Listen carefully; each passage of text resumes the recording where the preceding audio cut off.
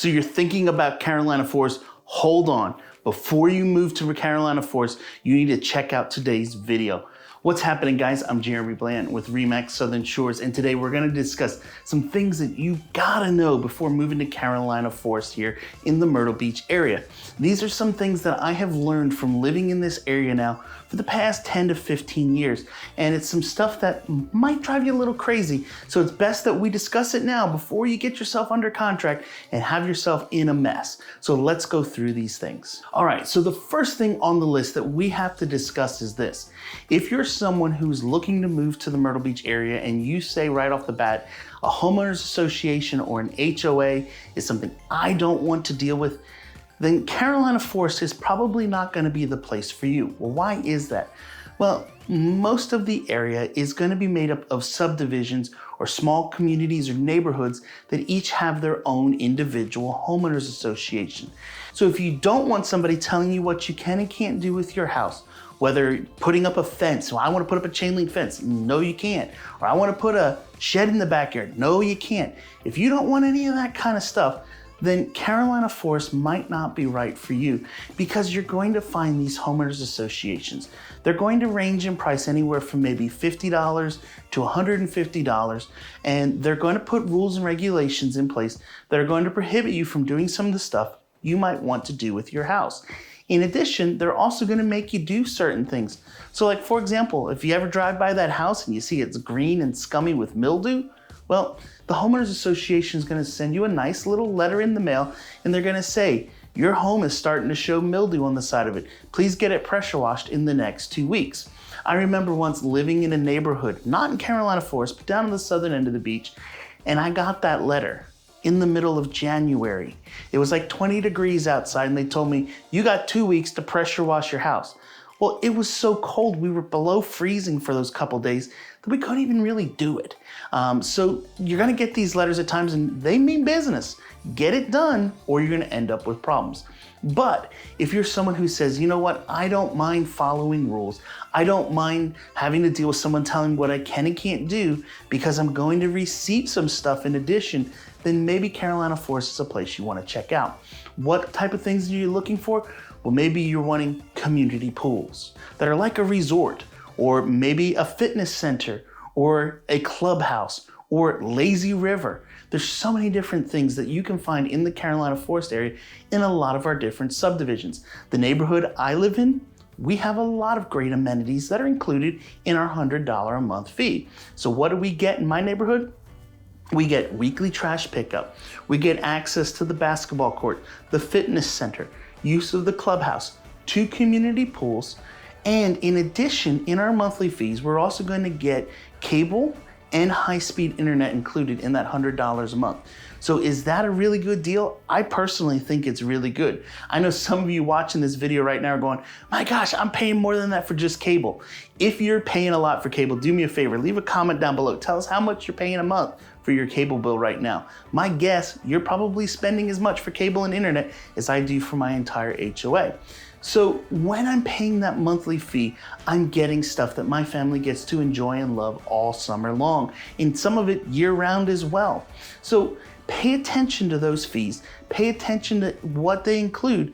And like I said, if you're someone who says, I can deal with that, then maybe Carolina Forest is something you want to check out. Okay, so traffic, I know. This is something that is the biggest complaint about the Carolina Forest area. I hear it said to me all the time, Jeremy, traffic is so busy and so crazy in the Carolina Forest area. And honestly, I agree. It is a little bit of craziness at times, depending on which section you're at. But if you look at a map and you pay attention to how things are laid out, and I'm gonna actually put one here on the screen, I want you to see that Carolina Forest gives you options for getting around the area.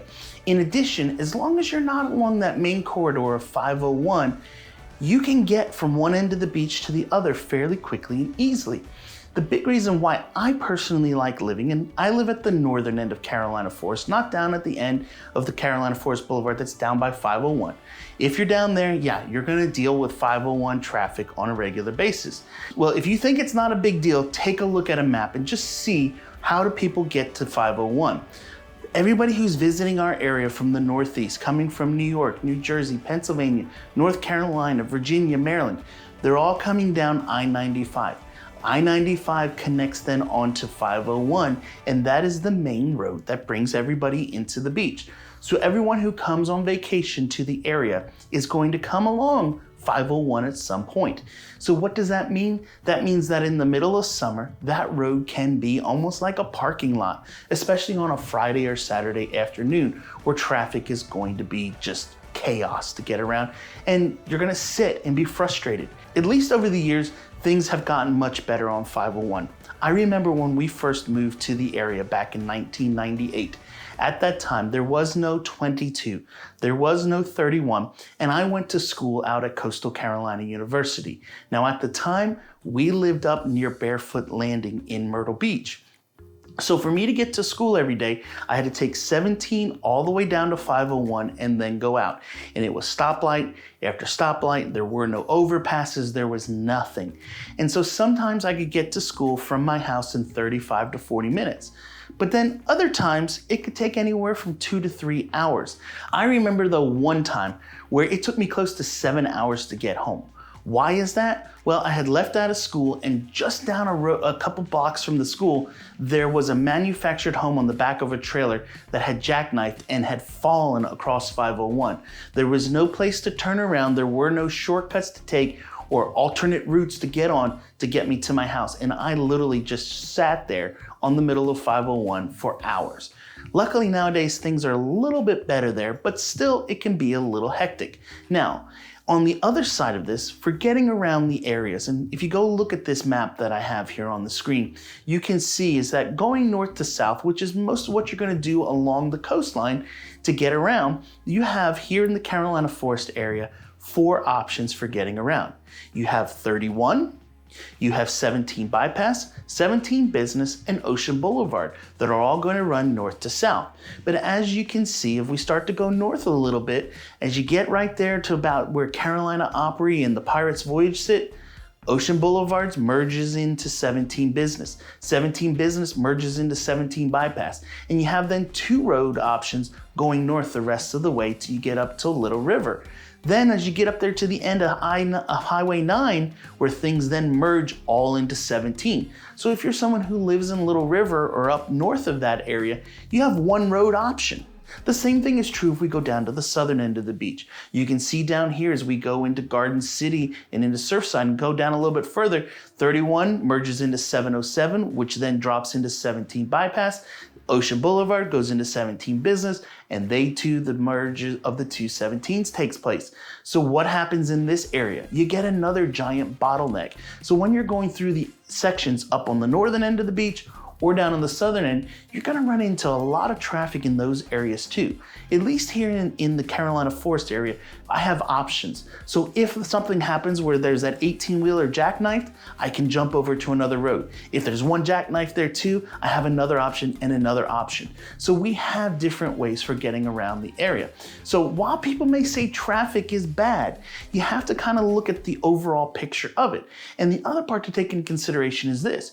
You might be somebody who's coming here from a larger city like Atlanta. My wife's from there, or some of my clients that recently moved from New York and New Jersey. To them, traffic in Carolina Forest is child's play. It's easy to get around. They think it's smooth and simple. And to those type of people, it's not a big deal. So check out the traffic, take some time, drive around, but also realize you have alternate routes to get where you need to be. All right, so the third thing on the list that we want to talk about is flooding.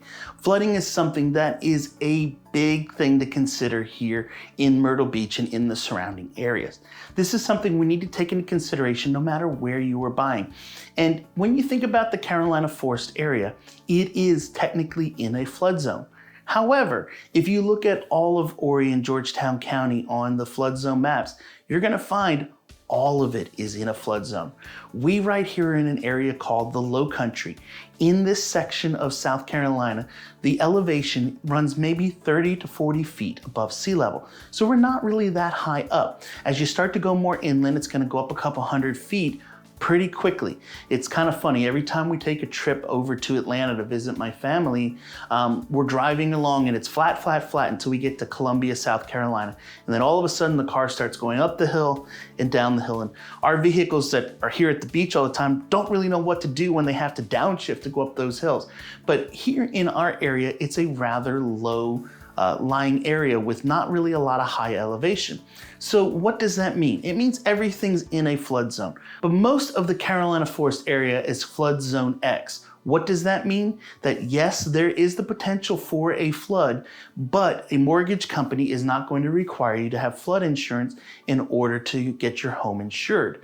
So what that means is of the flood zones that are out there, it's the best one out there. Now, we always recommend consider getting flood insurance even if you don't have to, because it's not going to cost you but a couple $100 a year, and it definitely gives you a great peace of mind. Now, as you get into other sections of the beach, you will find getting into that AE where it's going to be required and it's going to cost a lot more. But as a whole, Carolina Forest, while it is a flood zone, it's the best one you can find. The fourth thing on the list that we want to talk about is what it's just like living in this area.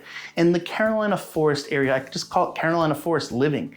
We're close to everything that you want to do. So all of the touristy stuff that Myrtle Beach has to offer, we can normally get to it in 10 to 15 minute drive. We're 10 to 15 minutes over to the ocean, 10 to 15 minutes to the airport. We can get on 31 and be up to the northern end of the beach in 25 minutes. Get on 31, get down to the southern end in 30 minutes that way. 15 minutes out International Drive and we're out there in Conway. So it's a great centralized location that we can get all around the beach pretty quick and easy. And most everything is fairly accessible to you. In addition though, we're not in the middle of the touristy stuff. So when the bike weeks are taking place, we don't really know. Recently we just had Run to the Sun, which is a big car show in town. Thousands and thousands of classic cars come from all over the place here to Myrtle Beach. And honestly, other than seeing a couple from the neighborhood driving out, I didn't even really know that the event was taking place. Why? I'm west of the waterway. You've heard me call it before this, but the Intracoastal Waterway, it's kind of like this invisible barrier that just keeps away all of the tourism stuff. But when I want to go and enjoy those tourism things, maybe a trip over to Broadway at the beach to the aquarium or over to Myrtle Waves to the water park, I can be there in 10 to 15 minutes. So the location of Carolina Forest is probably one of my favorites. It's why I live in this area, because I can get anywhere I need to in a fairly decent amount of time, and I have options in case one of the roads is trapped up, I can take another one instead. All right, and the fifth and final thing that I want to talk about when it comes to Carolina Forest is that Carolina Forest is outside the city limits of Myrtle Beach. So what does that mean for you? Well, number one, you're not going to have to follow the city rules and city ordinances that are in place. Number two, you're not going to be paying taxes to the city of Myrtle Beach. You're going to be inside the county, so you have county taxes. So normally that brings your tax bills down just a little bit, but you do lose some of those features that they have. If you're inside the city of Myrtle Beach, you're inside the city of Conway, a lot of times you're paying in your taxes your trash pickup. So as I mentioned a little while ago, we have an HOA where we pay those fees every month and they take care of coming and picking it up once a week. So it's not really that big of a deal. But being in the outside city limits area gives you a lot of flexibility that you don't have to deal with as much of the things that you'd have to inside those city limits. The other thing though that's great here in the Carolina Forest area is that we're outside city limits, but we also have all the stuff that we need for day-to-day living. We don't have to go over into Myrtle Beach to go to the hospital or go to the veterinarian or go to the grocery store, all of those things.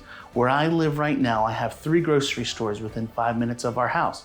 Our vet that we take our puppies to, they're 5 minutes away from us as well. If we have a quick, kid has a cough or, runny nose, or my son when he fell and broke his thumb, we had emergency rooms, we had minute clinics, all that kind of stuff right over here in this area that we don't have to go over the water. We don't have to go inside the city limits of Myrtle Beach and deal with all of the traffic and tourism stuff that's taking place over there. So we can have everything we need right here. Now, what I'm guessing is going to probably happen here in the next several years is that Carolina Forest is going to become its own city. Right now, when you look at the addresses, they're going to be Myrtle Beach, South Carolina, 29579. My guess is though probably in 5 to 10 years, you're gonna see that change to be Carolina Forest, South Carolina. So right now, if you go to Google, you go to a map and you type in Carolina Forest, South Carolina, you're probably not gonna find much and you're gonna get a little confused. Why? Because it's an area that got named after the forest that was here in Myrtle Beach. It was an area that was owned by International Paper back in the day, and they used it for their trees for making the paper down at the Georgetown paper mill. And so they recently, when I say recently, back in the early 90s, started selling this off and building all of this area. So anyway, guys, I hope you found value in today's video on moving to Carolina Forest, and hopefully it gave you a lot of information to help you make a decision if Carolina Forest is the right place or not. Listen, if you're thinking about moving here, my contact information is down below. I know this area, I live in it, I've been here for 20 plus years now, and would love the opportunity to work with you. Feel free to go down, click the button, schedule a call with me, and we can discuss your move to the area sometime soon. Anyways, if you enjoyed it, give it a thumbs up, get the bell on, and I'll catch you in the next one. See ya.